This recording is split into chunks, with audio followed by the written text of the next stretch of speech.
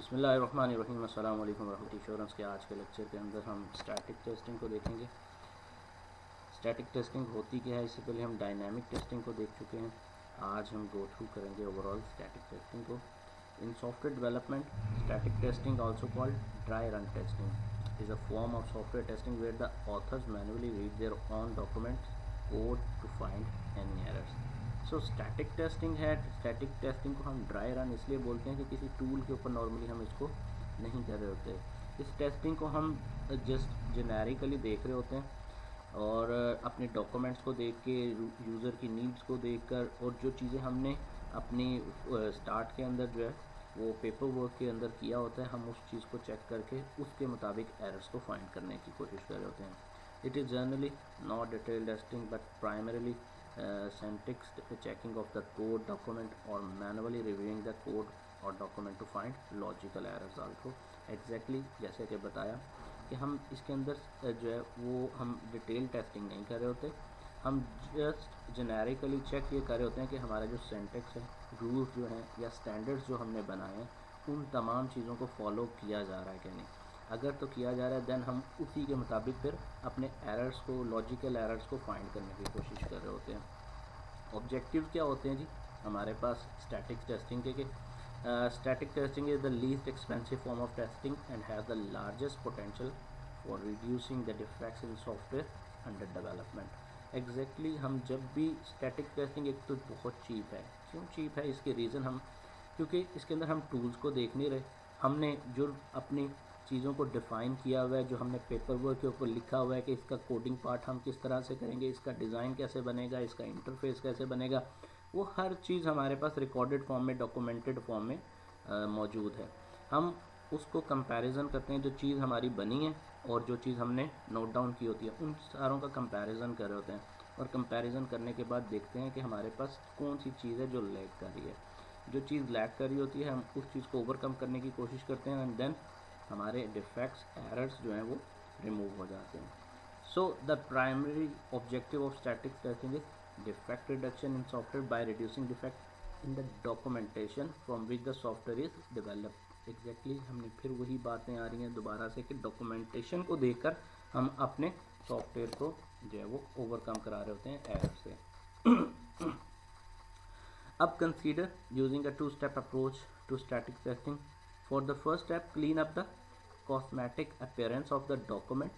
Check spelling, check grammar, check punctuation and check formatting।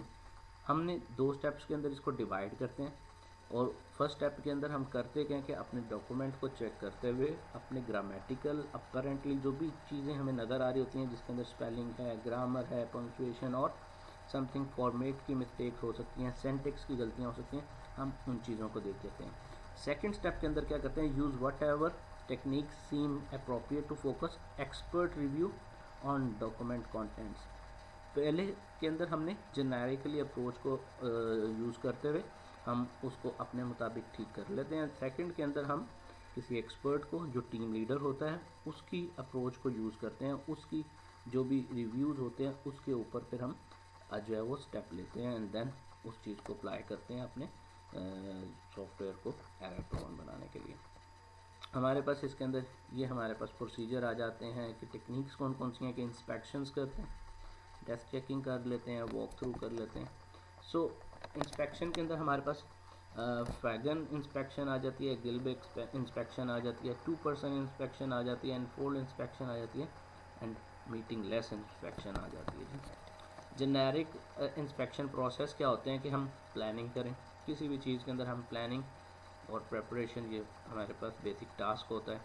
Then collection, हम लोगों से उसके बारे में डाटा कलेक्ट करें, रिव्यूज़ लें एंड देन रिपेयर करना शुरू कर दें उस चीज़, जो कुछ हमारे पास फीडबैक आया है लोगों का, उसके मुताबिक जो हम इम्प्लीमेंट करते हुए उसको एरर प्रोन बनाएं। देन फैगन इंस्पेक्शन क्या है जी, refer to structured process of trying to find the defects in document such as programming code, specifications, designs and other during various phase of software development process।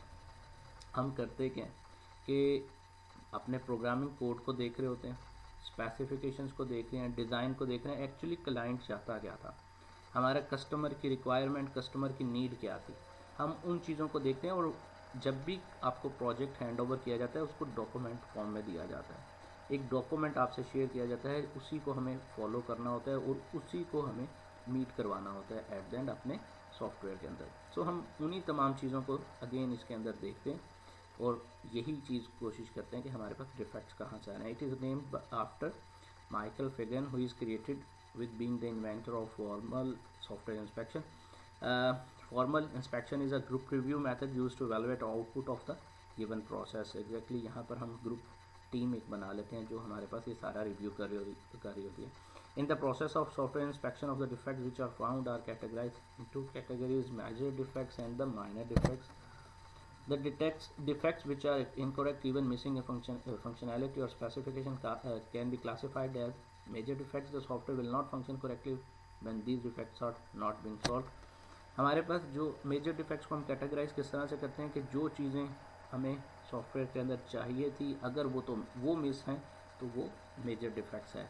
और उसी के against minor defects क्या है कि हमारे पास कहीं पर एरर आ गया, स्पेलिंग मिस्टेक थी, सिंटैक्स एरर था, या हमारे पास कुछ ऐसी छोटी मोटी मिस्टेक थी जिसकी वजह से हमारे पास एरर जनरेट हो रहा था या बग्स आ रहे थे, तो that is our minor defects. So हमारे पास टिपिकली ऑपरेशन क्या होते हैं जी, हमारे पास प्लानिंग होती है, ओवरव्यू होता है, एंड देन प्रेपरेशन और इंडिविजुअल इंस्पेक्शन हम करते हैं। इंडिविजुअल इंस्पेक्शन इसलिए की जाती है कि हर बंदा जो है जब इंडिविजुअली चीज़ को चेक कर रहा होता है तो हर एक की माइंड फ्रेम डिफरेंट होगा और हर एक की रिपोर्ट से हम चीज़ के अंदर क्लैरिटी और एरर जो है ना रिमूव करने के और डिफेक्ट्स को रिमूव करने के लिए आसानी आ सकती है। And then at then individual results आते हैं, उनको कंबाइन करके हम अपने सॉफ्टवेयर के अंदर जो है वो बेहतरी ला सकते हैं।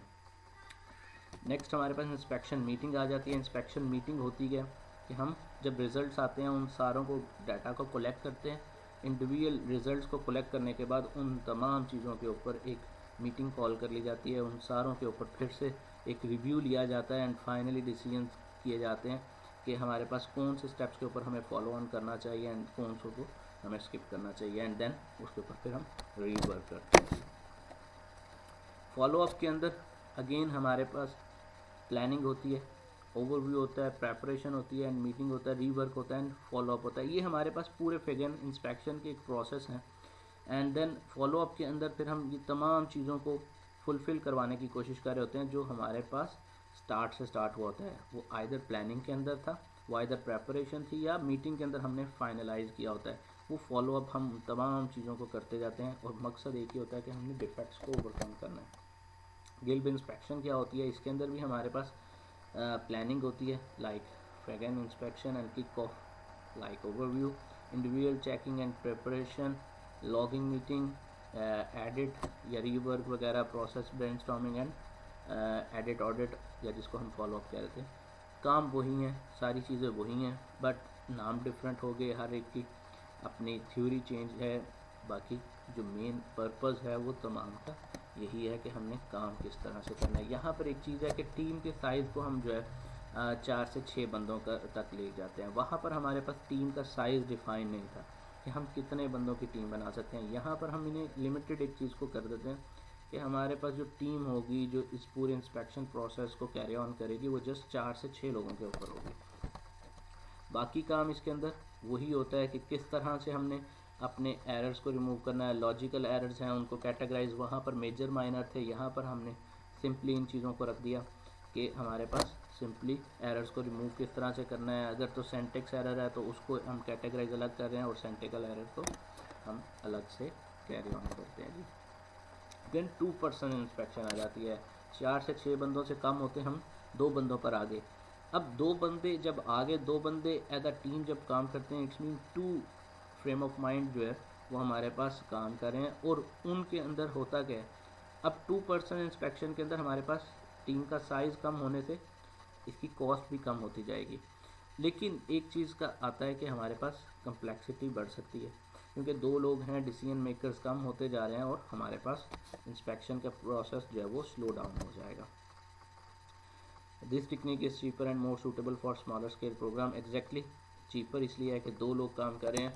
A typical implementation of 2 person inspection is reversible author inspector pair. This technique is easier manager easy to manage because the mutual benefits to both individual. Exactly जब दो लोग काम, हमारे पास 2% इंस्पेक्शन चल रही थी, तो हमारे पास ये चीपर भी है और इसके अंदर हमारे पास एक आसानी एक ये भी मिल जाती है कि दो लोग हैं, हमें ज़्यादा लोगों की बातों को नहीं सुनना पड़ता और हम डिसीजन की तरफ जल्द चले जाते हैं। नेक्स्ट हमारे पास एनफोल्ड इंस्पेक्शन आ जाती है। N fold inspection uses formal inspection but replicates these inspection activities using an independent teams. हम डिफरेंट टीम्स बना देते हैं इसमें, वो आइदर 2 लोगों की टीम हो सकती है, वो आइदर 4 लोगों की, 5।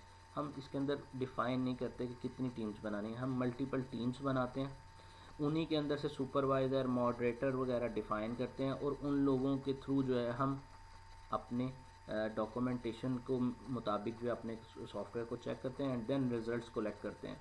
एंड आपस में उन रिजल्ट्स को जब कंपैरिजन करते हैं तो हमारे पास एक क्लियर पिक्चर आ जाती है कि कौन सी चीज़ें हमारे पास लैक कर रही थी और कौन सी डेफिशिएंसी है जिनकी वजह से डिफेक्ट्स अभी हमारे डॉक्यूमेंट्स के अंदर हैं। So each team perform formal inspection using a checklist and analyse the software artifacts. Several teams may identify the same fault, but the moderator gathers all results of independent inspection efforts and record each fault once in a database.